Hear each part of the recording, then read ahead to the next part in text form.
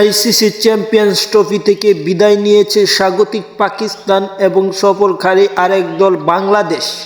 বাংলাদেশ এবং পাকিস্তান দুদলই ভারতের বিপক্ষে হেরেছে, পাশাপাশি দুদলই নিউজিল্যান্ডের বিপক্ষে হেরেছে এবং নিম্ন স্তরে থাকা এই দুই দলের পয়েন্ট টেবিলের তলানিতে থাকা এই দুই দলের খেলার সময়সূচি জানবো। বলতে গেলে পাকিস্তান এবং বাংলাদেশের চ্যাম্পিয়ন্স ট্রফির ম্যাচটির সময়সূচি জানবো, কোন সময় এবং কবে অনুষ্ঠিত হবে তা এবং দুদলের স্কোয়াডটা সম্পর্কে একটু আলোচনা করব।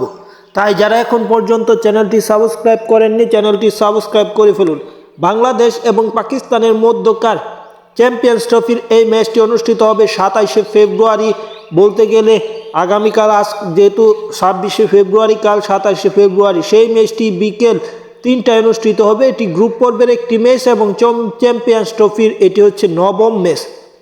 চ্যাম্পিয়ন্স ট্রফির মূলত 15টি ম্যাচ আয়োজন করা হবে, তার মধ্যে 9ম ম্যাচ হচ্ছে এটি এবং এটি মূলত দুই দলের ম্যাচটির সময়সূচি। এবং যদি স্কোয়াড দেখি, বাংলাদেশের সে আগে স্কোয়াডই থাকবে, এখানে মুশফিক হয়তো নাও থাকতে পারে, এই জায়গায় সৌম্য সরকারকে আরেকটি সুযোগ দেওয়া দিলে যেতেও পারে এবং মুশফিকের অবসরের গুঞ্জন শোনা যাচ্ছে, সেই হিসেবে মুশফিক এই ম্যাচ দিয়ে অবসর নিতেও পারেন। আর বাংলাদেশের স্কোয়াড যেহেতু তৌহিদ হৃদয়ের খানিকটা ইনজুরি আছে, সেই হিসেবে তৌহিদ হৃদয়কে নাও নামাতে পারে।